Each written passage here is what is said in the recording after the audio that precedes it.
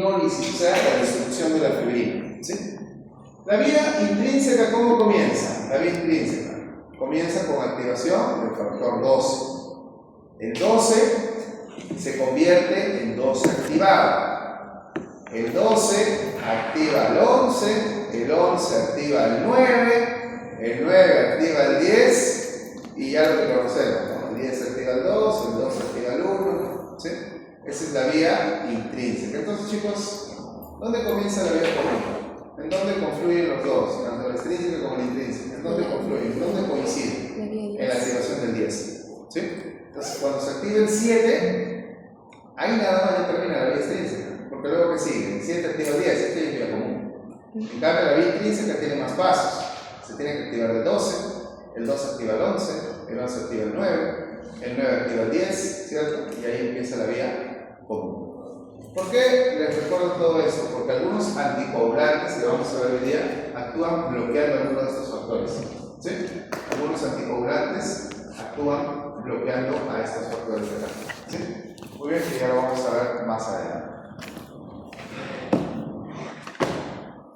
Y esta es la última fase. ¿Se acuerdan cómo se llama la última fase de la hemostasia? La última fase se llama regulación o fibrinólisis. Hay una enzima que se llama plasmina, que acá la han dibujado con una tijerita, y esa plasmina es la que corta las fibrinas y te destruye el coágulo. ¿Sí? Acuérdense que la plasmina no siempre es plasmina, viaja por la sangre en su forma inactiva. ¿Cómo se llama la forma inactiva? Se llama plasminógeno. ¿Sí? Se llama plasminógeno. Entonces, el plasminógeno va a pasar a ser plasmina gracias a una enzima que se llama activador del plasminógeno tisular. Entonces, ¿cuál sería el orden? Se formó el coágulo. El coágulo cumplió sus dos funciones. ¿Cuáles son las funciones del coágulo? Las dos funciones: evitar que perdamos sangre, y la otra función, ¿cuál es? Mejorar la reparación del tejido. El coágulo ya cumplió su función, ya la cumplió, tiene que ser destruido. ¿Qué es lo que pasa? El plasminógeno que está viajando por ahí es activado gracias a esta enzima, gracias al activador del plasminógeno tisular. ¿Sí? En realidad el nombre del enzima es muy fácil, ¿no? Activador del plasminógeno tisular, porque están los tejidos, ¿cierto? Activador del plasminógeno tisular es el que hace que el plasminógeno se convierta a plasmina. Y la plasmina, como ustedes ven ahí en el gráfico, lo han dibujado acá en forma de tijeritas, te corta la fibrina y se acabó el coágulo, se destruye el coágulo. ¿Sí? Se destruye el coágulo. Muy bien. Bueno, chicos, ya que ya repasamos fisiología, porque eso lo han visto, el fisio aplicado, vamos a ver un poquito más de valores que tenemos que aprender para la parte clínica. Primero, pruebas de laboratorio. ¿Cuáles son las pruebas de laboratorio que nosotros pedimos para evaluar la hemostasia? La primera prueba es el TTPA. ¿Se acuerdan del TTPA? ¿Por qué se llama TTPA? Porque su nombre es tiempo de tromboplastina parcial activada, TTPA. El tiempo normal de TTPA es de 26 a 33 segundos. ¿Para qué se pide TTPA? ¿Para qué se pide? En pacientes que están administrándose heparina. ¿Sí? En pacientes que se administran heparina, que es un anticoagulante, que ya vamos a ver más adelante, se pide esta prueba de acá, TTPA. Entonces, ¿a qué paciente le vamos a pedir TTPA? A pacientes que se están administrando heparina. O sea, acá hay una cosa, chicos. A ver. Ustedes harían una cirugía con un paciente que está con tratamiento anticoagulante. ¿Qué pasa? ¿Qué podría pasar? Si tú le haces una cirugía, una exodoncia, por ejemplo, a un paciente que tiene tratamiento anticoagulante. No importa ahorita con qué medicamento, tratamiento anticoagulante. ¿Qué podría pasar? Sacas un diente, un paciente que toma anticoagulantes. ¿Va a haber coagulación? Y si no hay coagulación, ¿qué va a haber? Sangrado, va a haber sangrado. Y complicado. Imagínate. ¿Se entiende por qué es sangrado, no? ¿Sí? Imagínate, estás haciendo tu cirugía y empieza a sangrar. Obviamente tú quieres controlar el sangrado, es sacrificio, ¿cierto? Ahora, ¿hacemos o no hacemos la cirugía? La respuesta es según. Según que me dicen los valores del laboratorio, ¿cierto? Por ejemplo, si un paciente viene a la consulta y está administrándose heparina, la heparina es un anticoagulante inyectable, se está administrando, Yo le mando una prueba de laboratorio para tomar la decisión, o sea, para poder decidir si hago o no hago la cirugía. ¿Se entienden? ¿Sí? Entonces, esa prueba, por ejemplo, para pacientes que se administran heparina, es esta de acá, TTPA. Es una prueba que nosotros hacemos en pacientes que están bajo tratamiento con heparina. Otra prueba de laboratorio que ya no se usa mucho, pero igual hay que recordarla, es tiempo de protrombina. El tiempo de protrombina normal es entre 12 a 14 segundos. ¿Sí? ¿Por qué digo que ya no se utiliza mucho? Porque descubrieron que, según el laboratorio, estos valores podrían alterarse. Por ejemplo, tú lo mandabas al laboratorio de marca Acme, por así decirlo, ¿sí? Los objetos marca Acme, y te salió un valor de 13. El paciente está bien.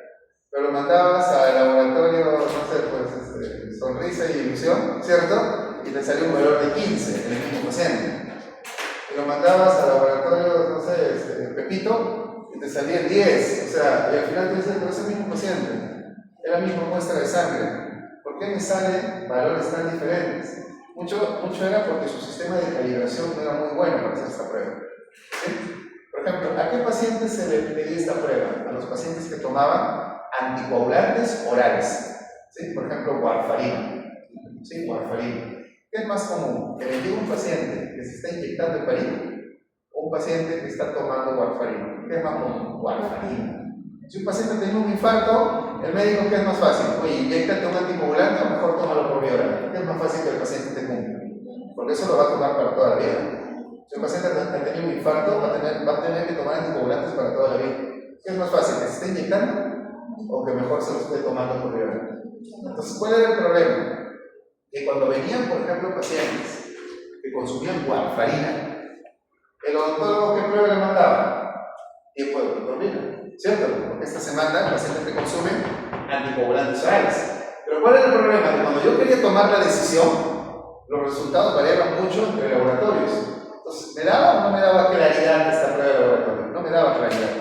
Entonces, buscaron mejorar esta prueba. ¿Sí? Buscaron mejorarla. Y cuando la mejoraron, cambiaron de prueba y ahora solicitamos INR. ¿Sí? INR.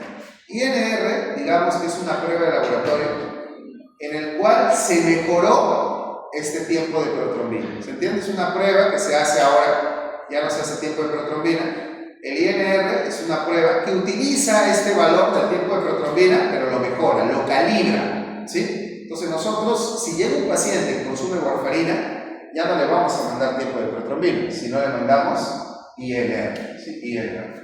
¿Cuánto es el INR normal en ustedes, por ejemplo, que no tienen ninguna enfermedad, que están sanitos? ¿Cuánto es el INR normal? De 0.9 a 1.3. Ojo, no hay unidades, no es segundos, minutos, nada, simplemente son números. De 0.9 a 1.3. Ese es el INR de un paciente sano, de un paciente que no consume ningún medicamento. Pero yo le pregunto algo. Si tú tienes un paciente que consume warfarina, ¿tú crees que el INR va a estar aquí? Un paciente que toma warfarina, el INR ¿cómo va a estar? Más alto, ¿cierto? Va a estar más de 1.3. La pregunta es, chicos, ¿hasta qué tan alto yo puedo hacer mi cirugía? ¿Se entienden? ¿Sí? ¿Hasta qué tan alto? O sea, ¿hasta qué valor yo puedo decir, puedo hacer mi cirugía? No va a sangrar tanto. O sea, va a sangrar, pero no tanto, ¿cierto? Eso lo vamos a ver más adelante. Pero este es el INR de un paciente sano, un paciente que no toma ningún medicamento. Yo les hago ahorita INR a todos ustedes y tiene que estar entre estos valores. ¿Sí? ¿Se entiende? Supuestamente. Y hay dos pruebas que son muy inespecíficas, muy generales. Uno es tiempo de sangría. ¿Para qué sirve el tiempo de sangría? El tiempo de sangría sirve para ver la actividad plaquetaria, o sea, para evaluar hemostasia primaria, el tiempo de sangría. El tiempo de sangría normal es de 1 a 6 minutos en un paciente sano. Si yo quiero saber qué tan bien están funcionando las plaquetas, puedo mandarle al paciente esta prueba de acá, tiempo de sangría. Y esta es otra prueba que es muy general, es una prueba muy general, no es específica, que es el tiempo de coagulación. Si yo quiero saber de manera general cómo funciona mi caja de coagulación, si mi paciente está coagulando bien o no, le mando una prueba de tiempo de coagulación. Debería ser entre 6 a 10 minutos. Pero ojo, esta es una prueba muy general, muy general. ¿Sí? Las dos últimas son pruebas muy generales. Las otras son pruebas más específicas. Ya saben, TTPA se lo mandamos a un paciente que está bajo tratamiento con heparina principalmente, anticoagulantes inyectables, y INR nosotros vamos a mandar en pacientes que están bajo tratamiento con anticoagulantes orales, principalmente la warfarina. Sí, principalmente warfarina. Muy bien. Sigamos. INR. ¿Se acuerdan que era el INR? Es la versión mejorada de qué prueba? El tiempo de protrombina. ¿Qué es lo que hacen en el laboratorio? Fácil. Para sacar tu INR, primero saca el tiempo de protrombina. ¿Sí? O sea, te sacan el tiempo de protrombina y para calcular el INR simplemente divides tu tiempo de protrombina, o sea, el tiempo de protrombina de un paciente, entre el tiempo de protrombina de un referencial que usa el laboratorio, ¿cierto? Un número referencial que usa el laboratorio, y todo eso elevado a una constante que se llama ISI, que es un índice de sensibilidad internacional. Gracias a esto de acá, chicos, miren, gracias a este ISI, es que la prueba ya se normaliza. O sea, ya no hay tanta varianza, ¿se entiende? Ya no hay tanta alteración de la prueba, gracias a este ISI, a este índice de sensibilidad internacional. Este es el secreto para que el INR sea una prueba más exacta que el TP que antes se sacaba. ¿Sí? Entonces, si ustedes quieren calcular el INR, de esta manera lo pueden hacer. No sé si en el examen puede venir algo así. Si el ISI es 3 y el tiempo de protrombina de un paciente es tanto segundos, el tiempo de protrombina que vamos a usar de referencia es tanto, ¿cuánto sería el INR? Chicos, es una división y luego una potencia nada más.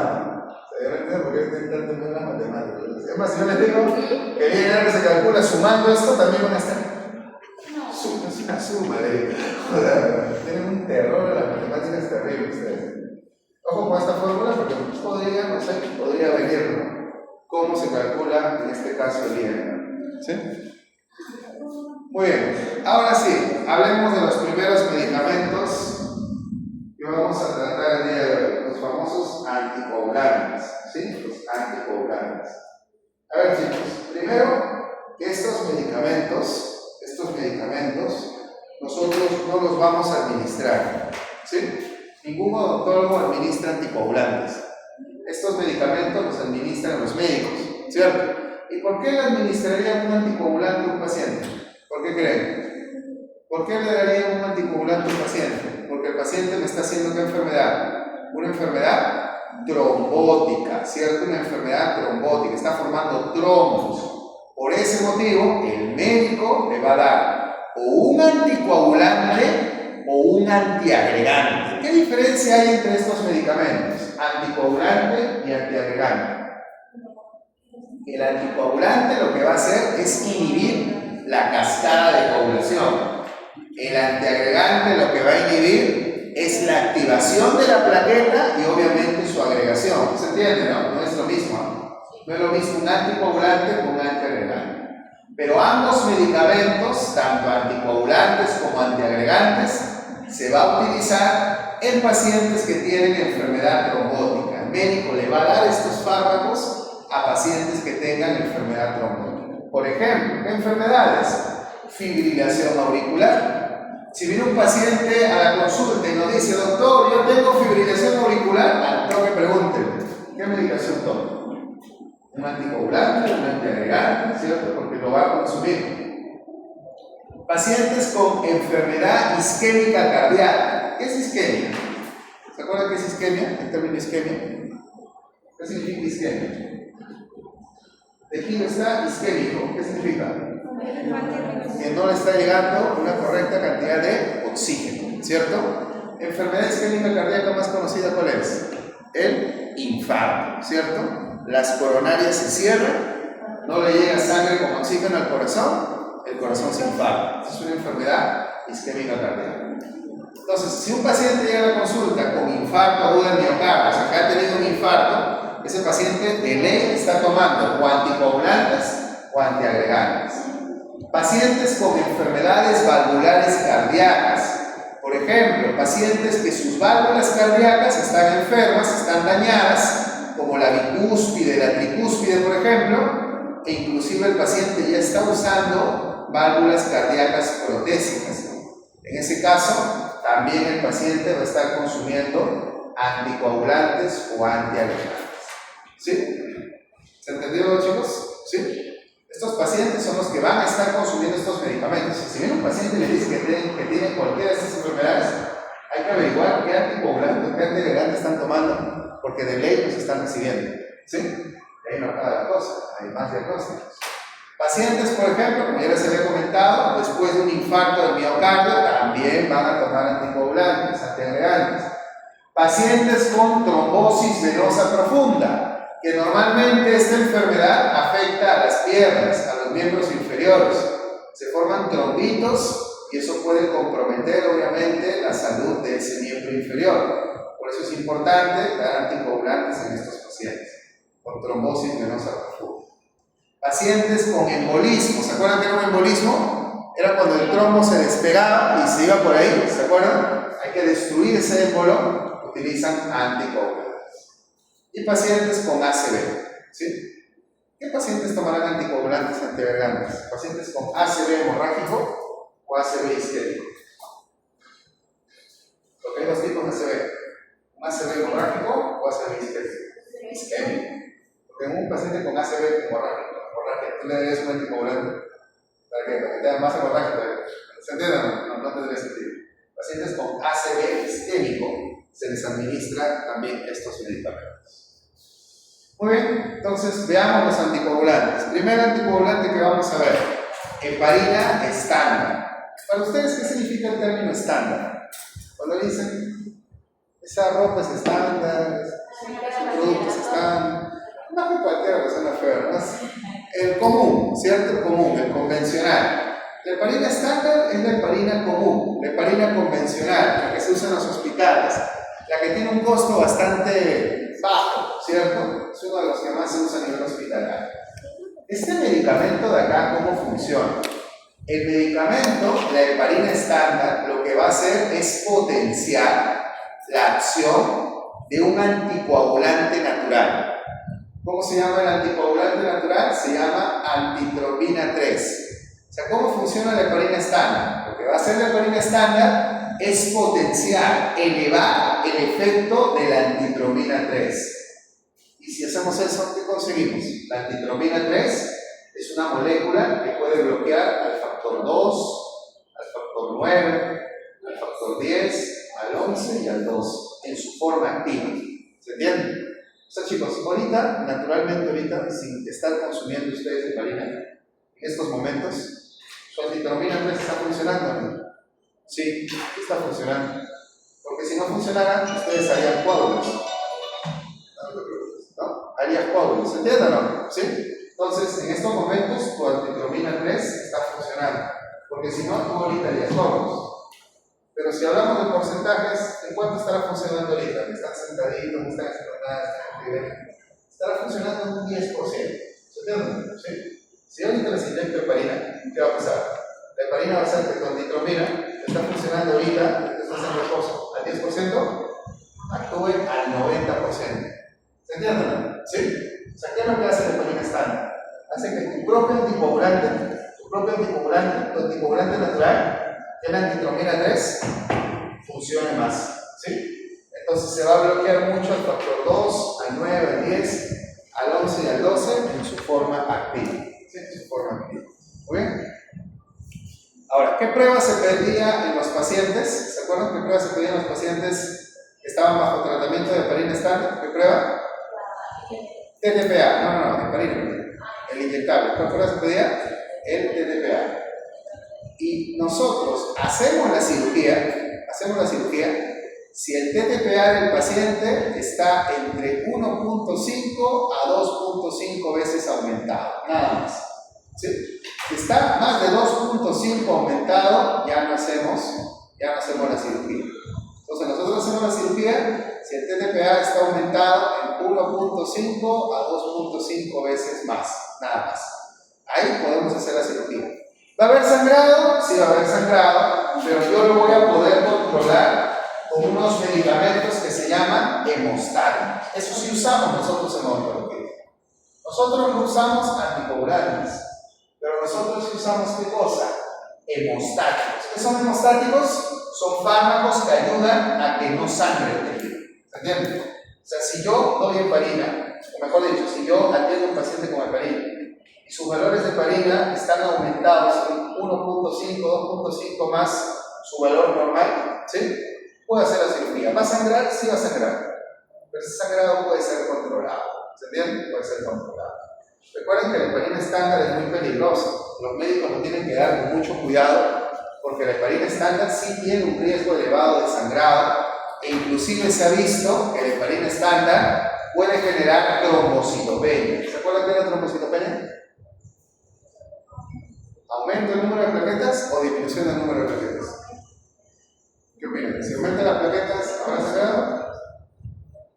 Penia es destrucción. Citosis es formación. Si yo digo trombocitosis, es que se están formando más plaquetas. Si yo digo trombocitopenia, es que se están destruyendo, se están eliminando plaquetas. ¿Qué es lo que hace la heparina estándar? ¿Por qué tiene tanto riesgo de sangrado? Porque aparte de ser un potente anticoagulante, también puede inducir trombocitopenia. O sea, puede hacer que las plaquetas sean destruidas. ¿Se entiende? ¿Sí? Chicos, ¿están conmigo? ¿Sí? ¿Se entiende? ¿Sí? Muy bien. Heparina estándar. A ver, ¿sobre qué factor actúa la heparina estándar? ¿Se acuerdan? ¿Sobre qué factor? ¿Sobre qué factor actúa la heparina estándar? Aquí el factor es bloqueado. Cuando activaba la vitamina 3, ¿qué factor es bloqueado? 2, el 9, 10, el 11 y el 12. ¿Cierto? ¿Sí? Bacán. Pero si yo les pregunto un examen de esos 5, ¿sobre qué factor actúa mejor? Actúa de manera más intensa. De esos 5, la heparina estándar, actúa muchísimo más en el 2. ¿Cierto? En el 2 activado. ¿Sí? En el 2 activado. Es un factor de coagulación de contra importante, por eso hay mucho sangrado cuando se bloquea. ¿Cierto? 2 activado. ¿Sí? La heparina estándar actúa sobre el 2, sobre el 9, sobre el 10, 11 y 12, pero actúa muchísimo más sobre el 2 activado. ¿Sí? Ahí es donde hay un mayor bloqueo. ¿Sí? Muy bien. Ahora, hay otra heparina. Sí, otra heparina, que sería la heparina ficha, ¿no? Se ve después más claro, ¿cierto? Es una heparina que tiene menos efectos adversos, es más, su riesgo de hemorragia es bajo. Con esta heparina no me preocupo tanto si hay riesgo de hemorragia, porque es bajo, ¿sí? ¿Cómo se llama esta heparina, digamos, un poco más costosa, que tiene menos efectos adversos? Se llama heparina de bajo peso molecular. Heparina de bajo peso molecular. O llamada también enoxaparina. Así también se le llama. Enoxaparina. ¿Sí? Heparina de bajo peso molecular. O llamada también enoxaparina. ¿Sí? Esta heparina de acá también aumenta a la antitromina 3. Aumenta. Pero ¿se acuerdan de la antitromina 3 a qué factores bloqueaba? Al 2, 9, 10, al 11 y al 12. Esta heparina de bajo peso molecular no tiene un efecto intenso contra el 2. Por eso no genera mucho sangrado. Su efecto más intenso es sobre qué factor? Sobre el factor 10. ¿Sí? El 10. Tiene un efecto elevado contra el 10 y un efecto disminuido contra el 2. ¿Se entiende? Si yo les pregunto en un examen, chicos, la heparina estándar y la heparina de bajo peso molecular tiene diferencias. La primera diferencia es que la heparina estándar bloquea más intensamente al 2 activado, mientras que la heparina de bajo peso molecular o enoxaparina bloquea de manera más intensa al 10. ¿Sí? Por eso no genera tanto sangrado. ¿Qué es más peligroso, bloquear al 10 o bloquear al 2? ¿Cuál es más importante? El 2. El 2. Yo bloqueo al 2, va a haber mucho riesgo de sangrado. Bloqueo al 10, más o menos, es compensable. ¿Sí? Muy bien. Ahora, ¿cuánto ¿Cuánto es su tiempo de vida media? Es de 3 a 6 horas, ¿sí? Y lo bueno de la heparina de bajo peso molecular, o enoxaparina, es que como su riesgo de sangrado es bajo, no necesita prueba de laboratorio para tomar decisiones, ¿sí? No se necesita. A ver, hace un ratito yo les comentaba, chicos, si ven un paciente se está inyectando heparina estándar, ¿hacen o no hacen la cirugía? ¿Hacen o no hacen? Depende de qué, de la prueba de laboratorio, ¿cierto? Si la prueba de laboratorio, el TTPA, está entre 1.5 y 2.5, el valor normal, hago la cirugía. ¿Va a sangrar? Sí va a sangrar, pero lo puedo controlar con qué? Con hemostáticos, ¿cierto? Pero ¿qué pasa si un paciente me dice, doctor, yo me inyecto enoxaparina? ¿El riesgo de que sangre es alto? No, es bajo. Pues vamos a pedir prueba de laboratorio para tomar decisión. Sí, otra vez, entra, te saco el diente. ¿Cierto o no? ¿Sí? ¿Por qué? Porque el riesgo de sangrado con este medicamento es muy bajo, ¿sí? Sus efectos adversos son bajos, o sea, no necesita prueba de laboratorio. Tomamos la decisión y hacemos la cirugía, ¿sí?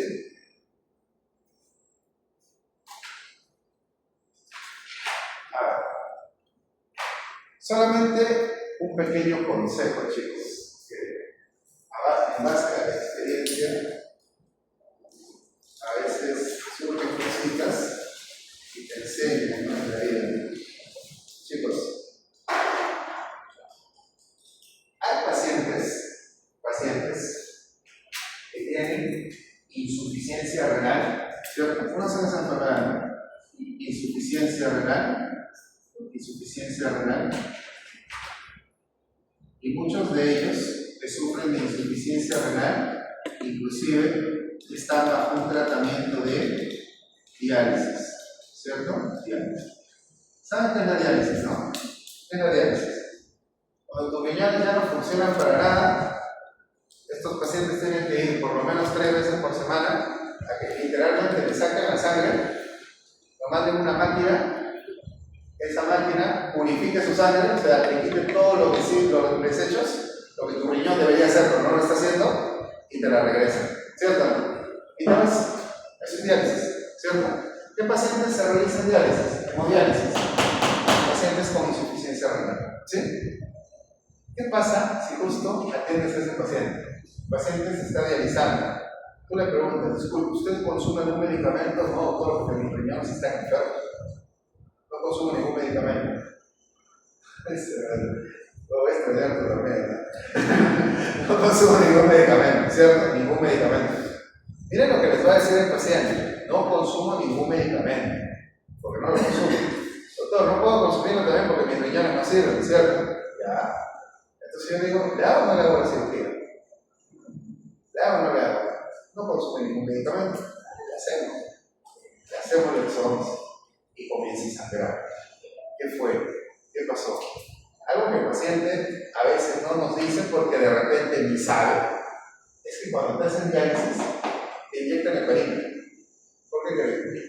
Si tu sangre va a salir por un tubo y va a ir a una máquina, ¿se puede coagular en la máquina o no? Ahorita sacamos sangre y la colocamos en una manguera y lo dejamos ahí. ¿Se coagula o no se coagula? Claro que se coagula, porque ya salió de tu cuerpo. ¿Se entiende o no? Se va a coagular.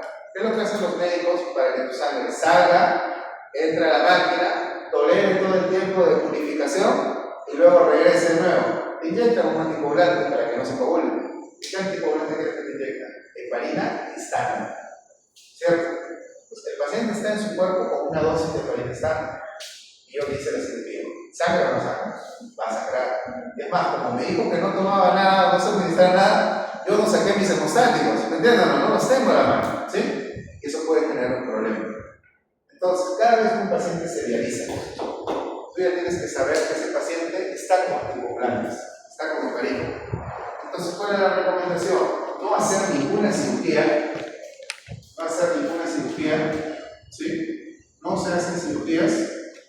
No se realiza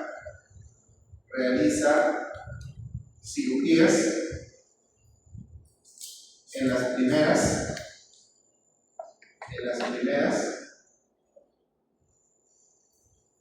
24 horas. O sea, si el paciente te dice que se dializa, lo primero que le tienes que preguntar, ¿a qué hora fue su diálisis? Si te dice a las 7 de la mañana de hoy día, doctor. Ah, ya, genial. Yo recién le puedo programar la cirugía ¿cuándo? El día de mañana, a partir de las 7 de la mañana. ¿Se entiende? O sea, tengo que hacer que el paciente por lo menos esté 24 horas sin hacerle ningún procedimiento, porque justo la heparina estándar se demora 24 horas en ser eliminada. ¿Se entiende? O sea, yo me aseguro que elimine la heparina y recién hago el procedimiento. ¿Se entiende? No hagan cirugías en las primeras 24 horas porque el riesgo de sangrado es muy alto. ¿Sí? Muy bien. ¿Qué pasa si el paciente se está desangrando, por ejemplo? El paciente, por ejemplo, con heparina, ¿no? Con heparina está sufriendo un sangrado. ¿Se acuerdan cuál era el antídoto contra la heparina? Lo vimos en clase de antagonismo químico. ¿Se acuerdan? Si un paciente se sobredosificó con heparina y declara heparina, se llama sulfato de protamina. ¿Se acuerdan? ¿No? Protamina. Sulfato de protamina. El sulfato de protamina se utilizaba en pacientes que se habían intoxicado ¿con qué? Con heparina estándar. Esto se utilizaba en pacientes que habían sufrido una dosificación alta de heparina. Normalmente la heparina estándar. Sí, la heparina estándar. ¿Sí? Muy bien. Ese sería el antídoto, ¿no? Si el paciente se intoxica con heparina, ese es el medicamento que se administra. Eso lo vimos en nuestra clase de antagonismo. ¿Sí? Es un antagonismo químico. ¿Sí? A ver.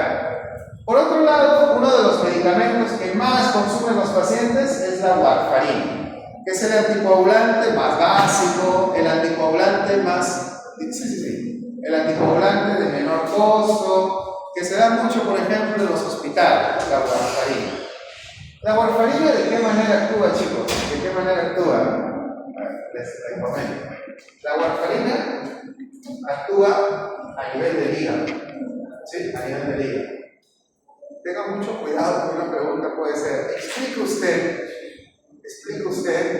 cómo funciona la warfarina, cuál es su mecanismo de acción. Porque su mecanismo es un poco complejo, ¿sí? Por eso puede ser cualquier pregunta, ¿sí? Puede ser, puede que sí, puede que no. ¿Sí? Les explico acá, ¿ya? Explico acá. ¿Cómo funciona la warfarina? Y también, como es uno de los anticoagulantes que más se usa, hay que saber cómo funciona. A ver, yo tengo acá mi hígado, ¿cierto? Tengo mi hígado.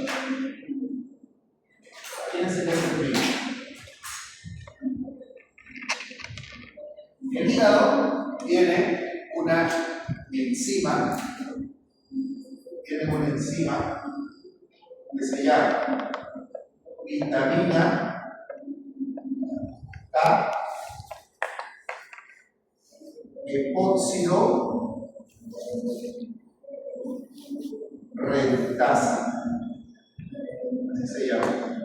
Vitamina K epóxido reductasa. Así se llama, enzima. El hígado tiene esta enzima que se llama vitamina K epóxido reductasa. ¿Sí? ¿Ya? ¿Para qué sirve esta enzima? Fácil, pues. Se llama vitamina K, aquí va a coger como cofactor. ¿Se acuerdan en bioquímica que algunas enzimas funcionaban como cofactores? ¿Cuál es un cofactor?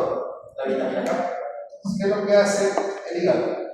Coge la vitamina K de tu cuerpo, coge la vitamina K, ¿sí? La vitamina K, la coge, ¿cierto? Para poder formar factores de coagulación. ¿Qué factores de coagulación va a formar esta enzima, este hígado?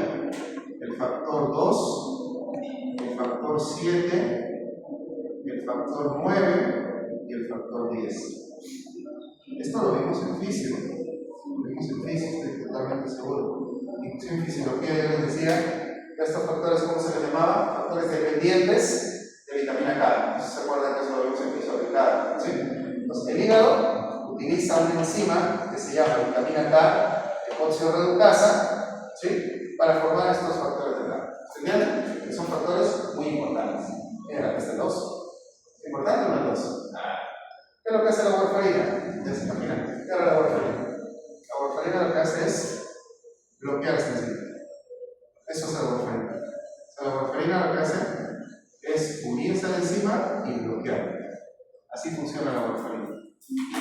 La warfarina. Así funciona. ¿Sí? Entonces la warfarina va a bloquear a esta enzima, también acá fosfororeductasa. Esta enzima ya no funciona, no se fabrican estos factores y por eso tenemos efecto anticoagulante. ¿Se entiende? De esa manera es como actúa, en este caso, la warfarina. Es uno de los anticoagulantes más utilizados, es uno de los anticoagulantes que más se da a los pacientes.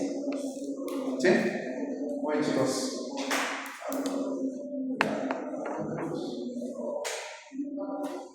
Miren acá. Entonces, por eso, ven la primera línea, ¿qué dice? La primera línea, ¿qué dice? La warfarina, ¿quién inhibe? A los factores de coagulación 2, 7, 9 y 10, ¿no? Lo que explicamos en la pizarra. La warfarina tiene un tiempo de vida bastante largo, de 40 horas. O sea, en el cuerpo se queda mucho tiempo, ¿cierto? Hace efectos por tiempos muy prolongados. Si yo recibo un paciente en el consultorio que está con tratamiento con warfarina, ¿le hago o no le hago la cirugía? ¿Está tomando warfarina? ¿Le hago o no le hago? Depende. ¿Depende de qué? De la prueba de laboratorio. Acá sí se manda prueba de laboratorio. ¿Cuál es la prueba de laboratorio? INR.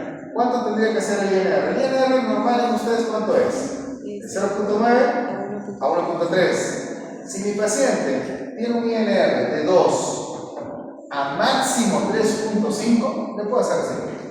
¿Va a sangrar? Sí, pero lo puedo controlar con hemostáticos. Pero ¿qué pasa si el INR es de 4, 4.5, 5? Ese sangrado yo no lo voy a poder controlar. Y se me va a complicar el cuadro, ¿se entiende? Es mejor no atenderlo. Mandarlo al médico para que le regularice el INR, o sea que le cambie o le modifique su dosis de warfarina. ¿Se entiende, no? ¿Sí? Muy bien. Entonces, eso es con respecto a la warfarina. ¿Podemos hacer cirugías? Sí. Ojo, siempre y cuando que las cirugías sean simples, no complejas. Sean cirugías simples, se puede hacer siempre y cuando el INR se encuentre entre 2 a 3.5. ¿Se entiende? ¿Sí? Muy bien. ¿Qué pasa si el paciente se intoxica con warfarina? ¿Cuál será su antídoto? Administrar vitamina K1. O sea, administramos vitamina K1, ese sería el antídoto. Si el paciente se intoxica con warfarina, se administró mucha dosis de warfarina, el antídoto, el antagonista, es administrar al paciente vitamina K1. ¿Y cuál era el antídoto para la heparina? ¿Se acuerdan? El antídoto para la heparina era el sulfato de protamina, que está en la pizarra, ¿cierto? Muy bien, eso es con respecto a la warfarina. Perfecto está. Mira, acá está, chicos, miren. La vitamina K de fosfororeductasa, ¿cierto? Acá actúa la warfarina, la inhibe y ya no se forman esos factores de coagulación, el 2, 7, 9 y 10. Muy bien. Ahora, ¿la warfarina tiene o no tiene riesgo de hemorragia? ¿Es un medicamento activo? ¿Tiene o no tiene? Sí, bien. Porque entre los factores que bloquean, ¿qué bloquea? 2. El 2, recuerden, es un factor muy importante. Yo lo bloqueo, el riesgo de sangrado es muy alto. A raíz de eso, ¿qué sucedió? Nacieron nuevos anticoagulantes. ¿Sí? Nuevos anticoagulantes. Los famosos NACOs. Los NACOs. ¿Qué son los NACOs? Nuevos anticoagulantes orales. NACOs. ¿Sí? Nuevos anticoagulantes orales. ¿Sí? Los nuevos anticoagulantes, o también llamados anticoagulantes selectivos, ¿sí? Selectivos, actúan de esta manera. Miren, acá tenemos uno que se llama dabigatran. Todos son por vía oral. Ojo, chicos, todos son por vía oral. Porque lo que buscaban estos nuevos anticoagulantes era reemplazar ¿a qué? ¿A la heparina o a la warfarina? ¿Qué es lo que buscan los nuevos anticoagulantes? Reemplazar a la warfarina, porque la heparina ya tiene su reemplazo. Si es que no quieres generar sangrado. ¿Cuál es el reemplazo de la heparina? La enoxaparina, ¿se acuerdan? Inyectables. Pero la warfarina no tenía reemplazo. Entonces nacieron los nuevos anticoagulantes. Tenemos, por ejemplo, el dabigatran, que es un anticoagulante que básicamente va a actuar uniéndose al sitio activo de la trombina. Ese es su efecto selectivo. Se unen al sitio activo de la trombina. ¿La trombina qué factor era? Era el factor 2, ¿sí? Factor 2. Pero se va a unir de manera reversible, no irreversible, de manera reversible a la misma trombina, el sitio activo de la trombina. Es un efecto más selectivo. El otro medicamento es el rivaroxaban, que se va a unir al sitio activo, pero esta vez del factor 10, ya no del 2, sino del 10, ¿sí? Y tenemos también un medicamento llamado apixaban, que se va a unir también de manera selectiva al sitio activo del 10. Estos tres medicamentos son los medicamentos conocidos como nuevos anticoagulantes orales, que su riesgo de hemorragia, su riesgo de sangrado es bastante bajo, sí, es bastante bajo. No es como la warfarina, por ejemplo, que la warfarina, sí, su riesgo de sangrado es muchísimo más elevado, ¿sí? Ahora vamos a dar algunas recomendaciones antes de un procedimiento quirúrgico en pacientes que reciben anticoagulantes orales, ¿sí? Muy bien, ¿qué pasa si el paciente, por ejemplo, recibe anticoagulantes orales antiguos, llamados humarínicos, o warfarina, en otras palabras, warfarina? ¿Qué pasa si el paciente está recibiendo warfarina? ¿Qué recomendaciones? Primero, tomarle un INR. ¿Cuánto tiene que ser el INR? Menor o máximo 3.5. Si el paciente tiene un INR de máximo 3.5, yo puedo hacer la cirugía. No requiere suspensión, porque muchos lo que hacen es, le dicen al paciente, ya no tomes tu warfarina, pero eso es peligroso. ¿Qué pasa si un paciente está tomando warfarina por 2 años? Y tú le dices, te voy a hacer una cirugía, deja de tomarlo 3 días antes. O sea, no sé si me entienden, estoy tomando un medicamento para que no se me formen de cosas, trombos. El odontólogo me ha dicho que lo deje de tomar. Sospechoso, ¿no? Solamente para que no se haga mi cirugía. ¿Y mi trombo? ¿Me entienden? ¿Y si puedo hacer mi trombo? Ese es un problema. Y ustedes van a ver eso de manera muy frecuente. Aquí te voy a hay que tener cuidado. Yo puedo hacer procedimientos quirúrgicos simples, siempre y cuando mi INR esté menor o igual a 3.5, sin retirar la warfarina, ¿sí? Procedimientos quirúrgicos simples, sin retirar la warfarina, si el INR no es mayor a 3.5. Y si el paciente está usando nuevos anticoagulantes, dabigatran, rivaroxaban, apixaban, si el paciente está formando nuevos anticoagulantes, no requiere un control de laboratorio. ¿Por qué no requiere un control de laboratorio? Porque su riesgo de sangrado de estos nuevos anticoagulantes, ¿cómo es? ¿Alto o bajo? ¿Cómo es el riesgo de sangrado de los nuevos anticoagulantes? Alto o bajo. Bajo. No requiere control de laboratorio, mucho menos requiere la suspensión del tratamiento. Yo puedo hacer el procedimiento quirúrgico, no hay ningún problema, ¿sí? Puedo hacer el tratamiento quirúrgico, ¿sí? ¿Muy bien? Entonces, como vemos acá, normalmente los procedimientos que nosotros hacemos en odontología, de manera más frecuente en el consultorio, ¿cuáles son? Extracción dentales, procedimientos de endodoncia. Para esos procedimientos, por ejemplo, el riesgo de sangrado es pequeño, el riesgo de hemorragia es pequeño. Si hago de repente un procedimiento reconstructivo, una cirugía obviamente más compleja, ahí el riesgo de sangrado sería alto. Pero normalmente los procedimientos que hacemos en odontología tienen un riesgo de sangrado, de hemorragia bastante bajo. Así que podemos controlarlo con la utilización de hemostáticos, no hay ningún problema en eso. A ver, algunas otras recomendaciones, chicos. Miren, algunas otras recomendaciones. Este es un estudio que justo menciona lo que estábamos hablando hace un rato. En este estudio, por ejemplo, se hizo una investigación para ver si realmente los anticoagulantes nuevos, o llamados también directos, generan riesgo de sangrado. ¿Qué se vio en este estudio? Que no hubo diferencia significativa en el sangrado postoperatorio entre warfarina y los nuevos anticoagulantes directos, y no es necesario interrumpir la terapia con los nuevos anticoagulantes directos para procedimientos simples, son excesivos, ¿sí? Se recomienda realizar el procedimiento por lo menos 6 horas después de la última dosis. O sea, para que tú, a ver, los nuevos anticoagulantes producen sangrado o no? El riesgo de sangrado es bajo. Pero si tú quieres reducir más todavía el riesgo de sangrado, haz la cirugía por lo menos 6 horas después de la última dosis de su anticoagulante. Eso ayuda a que el riesgo de hemorragia sea todavía mucho menor, ¿sí? ¿Qué más? En este estudio, por ejemplo, ¿qué nos dice? ¿Qué concluye? Se pueden realizar restauraciones exodoncias simples, endodoncias, hasta biopsias, y alisado radicular, en casos de periodontitis, sin interrumpir la terapia con los nuevos anticoagulantes orales directos. Se puede. Igual se recomiendan medidas de hemostasia local, o sea, tener nuestros hemostáticos a la mano por alguna urgencia que se pueda dar, como por ejemplo esponjas de fibrina, adhesivos tisulares y agentes antifibrinolíticos como el ácido tranexámico. Ahorita vamos a ver de esto. Esos son los hemostáticos, ¿sí? Esos son los hemostáticos. O sea, ¿qué nos dicen las recomendaciones? Si el paciente recibe nuevos anticoagulantes, no es necesario retirarlo. Si es que el procedimiento es simple, ¿entienden? Pero igual, tengo que tener a la mano mis hemostáticos o no. Por si hay una urgencia, hay un pequeño sangrado, un sangrado de repente mayor al que yo esperaba, con mis hemostáticos lo podemos controlar. Bueno chicos, ¿alguna pregunta con respecto a anticoagulantes? ¿Alguna pregunta con respecto a anticoagulantes? ¿Todo claro? Ya. ¿Era lo mismo un anticoagulante que un antiagregante? ¿Era lo mismo? No.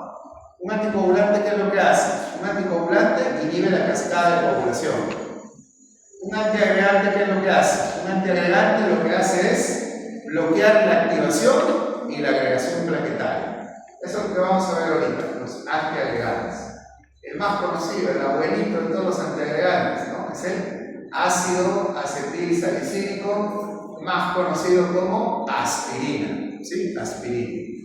A veces tú escuchas a la gente, ¿no? Decir, la aspirina es un anticoagulante. No, no es anticoagulante.